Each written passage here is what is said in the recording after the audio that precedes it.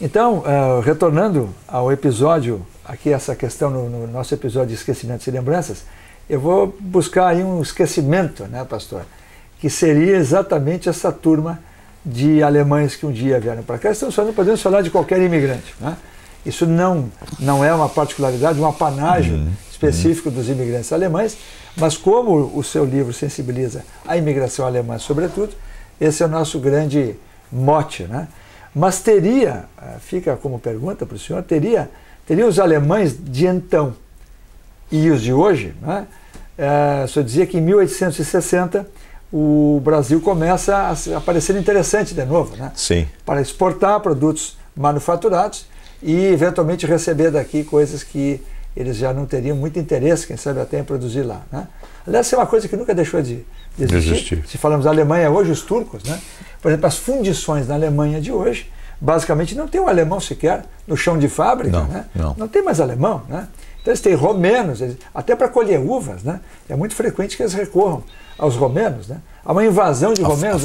A França, a Itália fazem a mesma coisa. Portanto, se falarmos aqui, não vamos sensibilizar, ainda que a pergunta se refira aos alemães, poderia valer para qualquer, digamos assim, para qualquer país do qual tenham vindo imigrantes. Mas, pastor, esta política que, de certa forma, empurra os alemães de então para fora, né?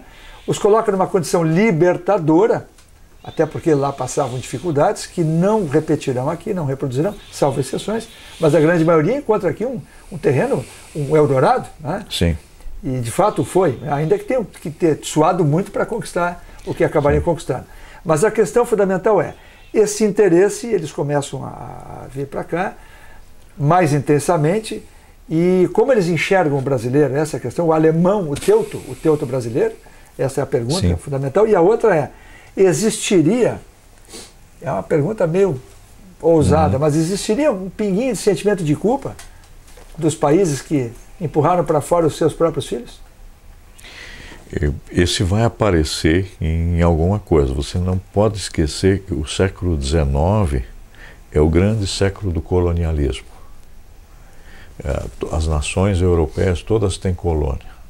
E nos dias da Rainha Vitória, os ingleses dominam do Cairo ao Cabo, a África. O presidente Monroe dos Estados Unidos vai dizer, não, mas a América para os americanos do norte. Não é? São as áreas de influência, né? Com a invasão de Cuba, de Porto Rico, são os últimos redutos espanhóis na América. Então é uma época de colonialismo. A Alemanha não tem colônias, porque ela não tem unidade ainda em 1860, a unidade só vai vir em 1871, em janeiro, quando aparece o segundo Império Alemão, né, sob a liderança de Bismarck. Né? Mas existe uma indústria alemã nos diferentes estados alemães e essa tem interesse de exportar. Né? Então nós vamos ter a cidade do Rio Grande, por exemplo, a Porto Alegre, foi marcada por firmas importadoras e exportadoras, né? Os Bromberg estavam lá na Paineira, em Porto Alegre, mas estavam em Rio Grande também, com casas importadoras e exportadoras, que formam uma história própria, né? Então, com os caixeiros viajantes que vão para o interior oferecer os seus mostruários, os seus produtos, que tem isso. Bem, e agora é muito interessante que com essa propaganda que é feita na Europa, vão surgir as obras de Avela alemã, de Johann Jakob von Tschudi, um suíço, mas também de Arsène Isabelle, que é um francês que vem para cá e vai descrever o livro dele, vai para a Alemanha. E o Alemanha é 1857, né? Pois então nós estamos chegando perto dos anos 60 e esse pessoal está vindo para o Brasil e vai se estabelecer aqui. Tem, por exemplo, o dono de uma editora, um Mayer, na Alemanha, que fez uma grande enciclopédia, publicou e vendeu tanto que ele compra terras no Brasil e vai estabelecer no Rio Grande do Sul 2 colônias que são criadas pela firma Mayer. Uma se chama Neu-Württemberg, hoje Panambi, e a outra é a colônia de Novo Xingu, hoje município de Novo Xingu, no Planalto do Rio Grande do Sul. Então você consegue reinvestir capitais aqui, porque vê que isso é interessante. O próprio Hermann Blumenau investe o seu dinheiro na colônia Blumenau e surge uma sociedade colonizadora em Hamburgo, que vai fundar o que hoje é Joinville. Tá? Então há todo um interesse no Brasil agora, e por trás disso agora vem toda uma política alemã em relação ao Brasil. Desde 1864 começam a entrar pastores luteranos para atender esses luteranos que estão abandonados aqui, porque não vieram mais pastores depois das primeiras levas. Não. Há um vácuo desse? Há um vácuo de 40 anos. Puxa. Então, isso vai, por exemplo, a igreja luterana no Brasil, ela é uma igreja de comunidade sem estrutura episcopal. Puxa vida. Porque é uma estrutura bem democrática. Na falta de pastores, se elegeu pessoas do meio da comunidade para serem seus pastores. Por exemplo, Montenegro, no início, quem vai ser pastor da comunidade vai ser um tecelão, que tem uma tecelagem em Montenegro. Ele também é professor dos alemães de Montenegro. Então, ele vai fazer as vezes de pastor, ele vai reunir o pessoal, ele tem uma formação religiosa. E é isso. Agora vê também as comunidades... Estudioso, provavelmente da Bíblia. Da Bíblia ele vai ter o conhecimento, quer dizer, não podemos imaginar esses imigrantes todos como pessoas sem formação. Eles não tinham mais oportunidade de prosperar economicamente. Mas eram alfabetizados? Agora veja o seguinte, vamos pegar o lado católico no Vale do Caí também. Esse pessoal vai ter um catolicismo devocional, não sacramental. Né? Que quem conhece o catolicismo sabe que no centro da missa está a celebração eucarística. Não existe missa sem Eucaristia. Mas isso já foi diferente uma vez. Por falta de padres, você tinha um catolicismo devocional, né? Não podiam consagrar. Com muita reza. Né? O batismo, sim. Se batizava na ausência, muitas partes tinha o batismo em casa, o padre não podia saber, mas depois se levava o neném para a igreja para o padre batizar. Então são tradições muito semelhantes. E agora, nessa questão dos interesses alemães pelo Brasil, é que vão vir padres jesuítas também para o Brasil meridional, que vão botar, não por acaso, seus seminários menores em áreas de imigração alemã. Pense em Salvador do Sul, Bom Princípio, Parissi, né? Para ficar no Vale do Caí. Então, a religião vem a partir do instante que se descobre a importância econômica do Brasil meridional como mercado importador e exportador. Né? Mas aí vai haver interesse e na Alemanha vai se desenvolver uma política de germanidade. O que se entende sobre isso? É a política do Ministério de Relações Exteriores, agora da Prússia e depois do Império Alemão, em manter os alemães no Brasil, Brasil meridional, alemães. Sim. Como é que você faz isso? Subvencionando jornais de língua alemã, que entre mentes também se desenvolveram aqui no Rio Grande do Sul. Há jornalistas importantes, como o Carlos von Koselitz em Porto Alegre, a Jornal em Blumenau, em Joinville, São Paulo, Rio de Janeiro. Subsidiados? Eles começam a ser subsidiados. E se tenta colocar, inclusive, um cabo submarino para fornecer notícias da Alemanha para esses... Os ingleses e os franceses fazem a mesma coisa. Foi a companhia do Mauá quem estendeu o cabo. Pois então. Vejam como as coisas, tudo, nada acontece por acaso. Né? Aqui os colonos, por uma tradição que conheciam da Europa, tinham criado as suas escolas nas picadas. Não tinha professores formados. Então a Alemanha começa a oferecer professores e material didático com cenas da vida do imperador alemão. Esse material vai ser mandado para o Brasil. Aqui vai ter reação, como por exemplo o pastor Wilhelm Rotermund, que se estabelece em 1874 em São Leopoldo, que vai dizer, não, isso não adianta, esse material didático alemão não serve para aqui. porque essas crianças nunca viram a Alemanha. Não adianta falar de imperador alemão, tem que falar de Pedro II. Sim. Não adianta falar de Alpes, porque as crianças nunca vão imaginar o que é Alpes. Embora nós tenhamos ficado reféns dessa palavra até hoje, que o alpinista, né? Pois é, nós... Se tu escala os Andes, é um alpinista. Bom, mas nós estamos deletando e recetando, são anglicismos, né, que entraram no português. A gente não usa um rato como usam os portugueses, mas nós usamos o mouse no computador. Né? Mas então, e da época da influência francesa, nós ainda temos o buquê, o abajur o sofá, e outras coisas mais. Né? O tocador, né? O abajur. Né? Bem, e essas influências vão fazer, o Rotermund aí, a reação daqui, que vai dizer, não, nós temos que fazer cartilhas nossas aqui, podemos alfabetizar a criança em alemão. Do ponto de vista desse projeto de germanidade, isso foi uma coisa pensada. Sim. Né? Isso é política exterior. Política exterior. Mas os americanos fazem isso conosco. Fizeram isso. Acordo Mac-Uzite, quando você era jovem, protestou contra o acordo Mac-Uzite. Os ingleses, Aliança para o Progresso? Aliança para o Progresso. Os franceses fizeram isso em relação a nós.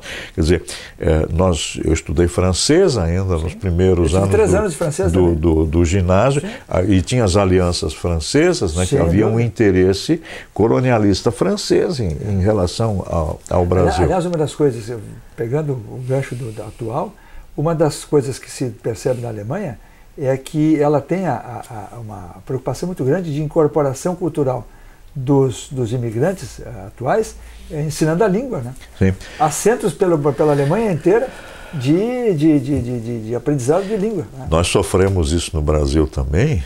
O governo Vargas foi toda uma tentativa de fazer com que os descendentes de imigrantes no Brasil perdessem o contato com as raízes ancestrais, sim, proibindo qualquer criança brasileira de aprender o idioma dos antepassados antes do 13º, 14º ano de vida. Também a integração via língua.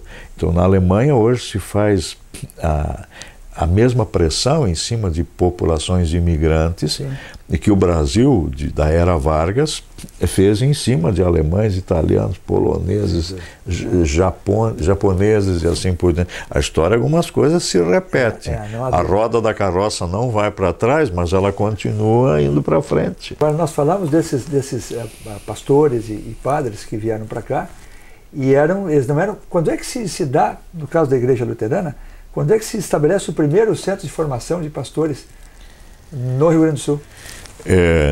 No Rio Grande do Sul existem 2 igrejas luteranas, uma de origem alemã e outra de origem norte-americana. Sim, mas a ISLB...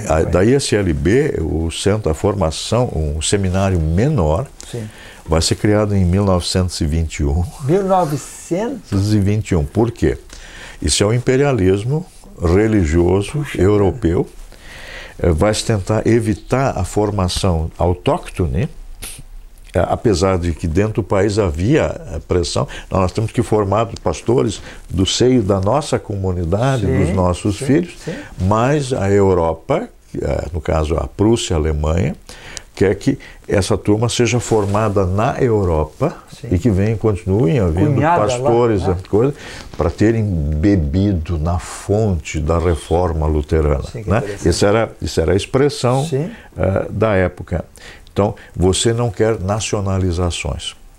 Mas isso foi uma briga interna da Igreja Católica com a teologia da libertação, porque quem formava o clero brasileiro eram franceses, irlandeses, alemães, né? O clero renovado da Igreja Católica no Brasil era formado em São Leopoldo. Agora, até 1900, por jesuítas alemães. Até 1921, no caso da ISLB, né, a Igreja Evangélica de Confissão Luterana do Brasil, houve brasileiros que foram estudar na Alemanha. Foram estudar na Alemanha. Eles faziam um seminário menor. Lá. Né?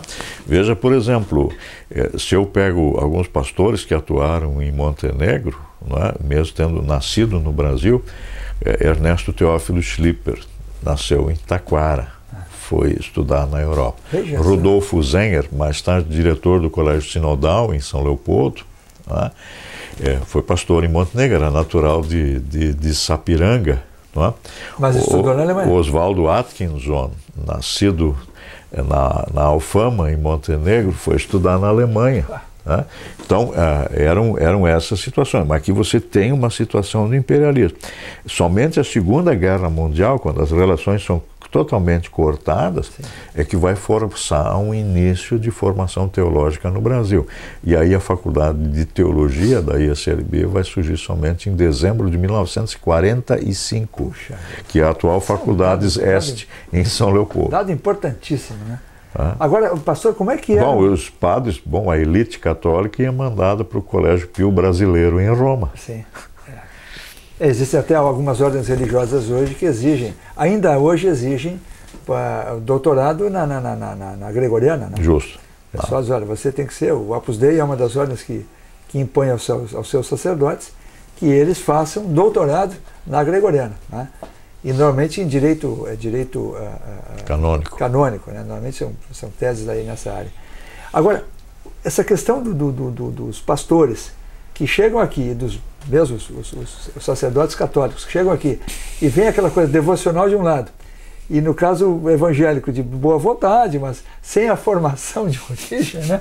Isso deve ter gerado um conflito, porque provavelmente esse pessoal que chegou aqui, mais ou menos, vamos limpar isso aqui, brincar um pouco aqui. Não, tem que fazer. Posso brincar, pastor? Isso aqui virou uma baboseira, né? Vocês estão muito afastados da alma, né? Veja o seguinte, eu tive, por causa das minhas pesquisas com imigração, uma das fontes mais importantes eram relatórios de pastores e de padres jesuítas. Aliás, eu devo fazer uma revelação aqui, se o senhor me permite. Sim. Que o senhor, ainda que pastor da igreja evangélica, o senhor tem um conhecimento sobre a história da igreja católica muito grande e reconhecido, mesmo dentro da Unicinos, né? Sim, foi verdade. O senhor deu aula de história da igreja católica, sendo pastor. Sim. É uma coisa fenomenal, sim. O que dá uma ideia, aqui vai um elogio no ar, seu caráter universal, quer dizer, a senhora é uma pessoa de alma muito generosa. Obrigado.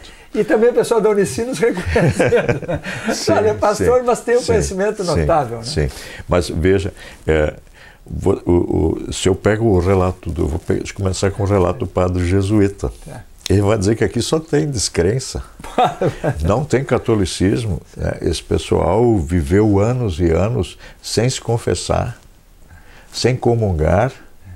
Né? Há alguma coisa que ainda possa se chamar de catolicismo. Isso aparece nos relatos. Agora eu vou pegar o pastor luterano. O pastor luterano diz aqui só tem descrença. Né?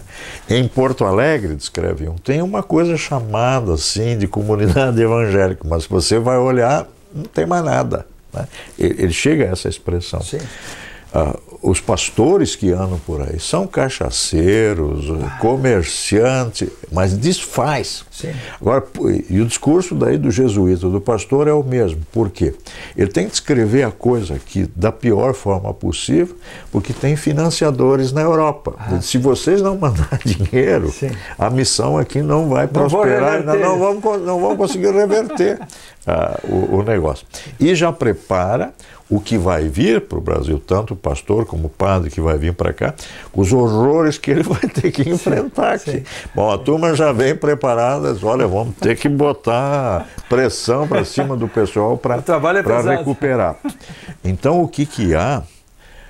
Se desfaz essa vida religiosa que eles mesmos organizaram.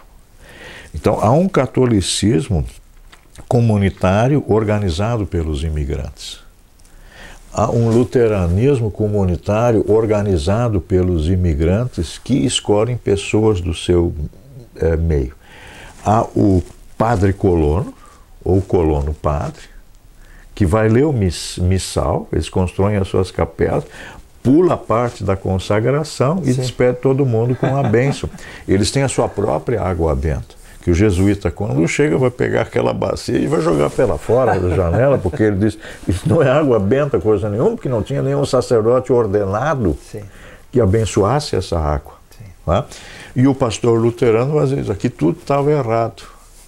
Então vem na década de 1860, e os padres jesuítas isoladamente já estão antes aqui, né? Mas não há um trabalho sistemático continuado, começa a se cristalizar a antiga religião e a nova religião que começa a surgir. Isso vai gerar conflitos.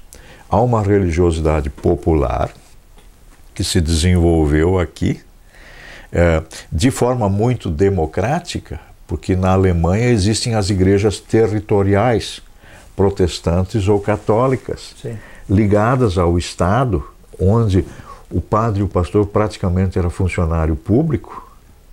E aqui isso não vai existir. Tem o padre que é funcionário público, mas quando o sacerdote de Gravataí vem pela primeira vez atender os imigrantes que chegaram aqui em 24, 25, eles vão rejeitá-lo, porque ele vem acompanhado de esposa e de filhos. Poxa vida. E para eles que estão acostumados a um clero celibatário, sim, isso é um escândalo.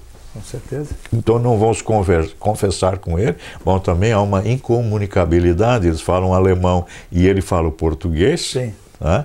E ele não tem uma vida consagrada, de fato, porque ele tem esposa e filho. É o clero lusitano que nós temos aqui no Rio Grande do Sul, sim, e o pároco de Gravataí não é caso único, né?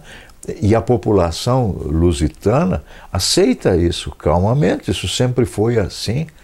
Não tem motivo de escândalos, mas para o alemão isso é escandaloso. O alemão é mais rigoroso, né? Ele é mais rigoroso.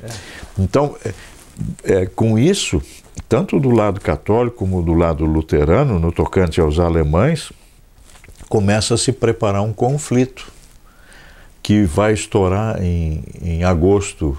Vai ser concluído esse conflito em agosto de 1874, portanto, há 140 anos atrás, quando são massacrados os Mucker no Morro Ferrabras. Quer dizer, em torno de Jacobina, Menz, Maurer, se reúne a antiga religiosidade dos imigrantes. Tanto católicos, que são uma minoria em torno, sim, de Jacobina, mas uma maioria luterana que está ali presente. Esse episódio, evidentemente... Vamos ter que tratar num programa... será tratado num programa específico, né? Sim, mas eu acho que é importante a gente antecipar isso para entender vai isso. Vai desembocar nisso, né? Então, você tem um imperialismo cultural, um imperialismo religioso, e um imperialismo econômico, claro que quem é descendente alemão vai apanhar na Primeira e na Segunda Guerra Mundial, sim, porque os países de origem estão do lado errado, uns do lado do eixo e os outros do lado dos aliados, né? Então exaltado vai ser a cultura inglesa, a cultura francesa, sim, e diminuída a cultura alemã. Então, quem tem que pagar as contas são os descendentes dos que vieram para o Brasil e não os que estão na Europa. E esta mudança cultural, ela se dá além do resultado da guerra, ela também se dá porque a própria língua inglesa é mais fácil que o francês e mais fácil que o alemão, né? Ela é uma língua comercial, né? É comercial, e você não tem muito o estudo gramatical a fazer para... A própria conjugação de verbos, né? De uma simplicidade. O alemão, se você sabe o latim, você aprende com facilidade, sim, o alemão, mas como hoje não se estuda mais latim... Mas e o próprio rigor alemão, ele está longe, passa longe do liberalismo inglês. Assim, inglês, já começa com a precisão terminológica, não é? Tem algumas palavras que ficaram inclusive no português, nós falamos no Hinterland. Sim. Não é? É um termo que na sociologia brasileira você vai estudar, utilizar até hoje, não é? E mesmo o próprio rigor que o alemão tem linguístico, né? O senhor passou por essa experiência do R, o senhor disse que o senhor tinha um R mais forte. Uma das perguntas que fica lá mesmo, o ER, o pessoal fala Peta ou Peter, né? O tradicional seria Peter, né? Peter. Com R pronunciado. E nós no Brasil fazemos dele sempre um Peter já. Peter, né? Não, mas e também lá na Alemanha é capaz de se encontrar alemão fazendo Peta, né? Sim. Então com A também, com R, com A, mas não é o mais castiço, né? Não, mas o que eu queria falar da precisão terminológica, o alemão é uma língua filosófica, e na filosofia você tem que ter uma precisão conceitual. Sem dúvida. Né? E o alemão, nesse ponto, a língua da filosofia é o alemão. Aliás, para concluir esse programa, eu aproveitaria a situação que o senhor oferece. Eu sempre suspeitei disso, e o senhor agora enseja isso. A língua também determina que o povo alemão tem uma tradição filosófica profunda, né? Das maiores do mundo, e também científica, o senhor acha? Eu acho que sim. Pela precisão? Sim, é a precisão. Ela, quer dizer, hoje nós estamos cada vez mais sob a influência do inglês. Toda a terminologia começa a ficar anglicizada, né? Mas por muito tempo você não podia fazer estudos filosóficos sem o estudo do alemão. Pense, por exemplo, o seguinte: o último grande pensador católico influenciado pelo latim foi René Descartes. E surpreendentemente, o pessoal acha que ele, como enciclopédia, como cartesiano, acha que ele é, de certa forma, até quase que ateu, né? Sim. Porque vai ser a crítica em relação a ele, porque é a mudança, né? Sim. Se você pega, por exemplo, aquela coleção Os Pensadores, que a editora Abril lançou alguns anos atrás, depois de Descartes, os principais pensadores naquela coleção são ou protestantes ou judeus. Interessante. Pega Kierkegaard, claro que escreveu em dinamarquês. Sim. Mas ele se torna conhecido pelas traduções alemãs muito precisas das suas obras. Você tem o Herder. Também, o Kierkegaard, ele é teísta também, né? Tem coisas muito interessantes dele. Muito interessantes, né? Quer dizer, os pensamentos que vão permitir os novos caminhos da filosofia após a Primeira Guerra Mundial estão todos sob a influência de Kierkegaard do existencialismo. Eu fiz essa colocação, pastor, porque até hoje há pessoas que pensam, o senhor sabe, deve ter sido vitimado por isso, pensam que um sujeito culto não pode ser crente, né? Não. Não é, pastor? Não é essa a provocação? Não, eu acho que não. Isso é um problema do Brasil. A nossa academia, ela foi marcada pelo positivismo de Comte, que ensinava que nos estágios que tem que percorrer a história da humanidade, o estágio teológico em breve vai ser ultrapassado, né? Quando chegou ao fim do regime positivista na nossa academia, nós caímos sob a influência de Karl Marx, mas de um Marx mal digerido, que o Marx ele fala que a religião migrou para a superestrutura, mas ele nunca deixou a religião de lado e de ver a coisa. Ele disse, tanto assim que na Alemanha quem mais entendeu de economia antes dele foi Lutero.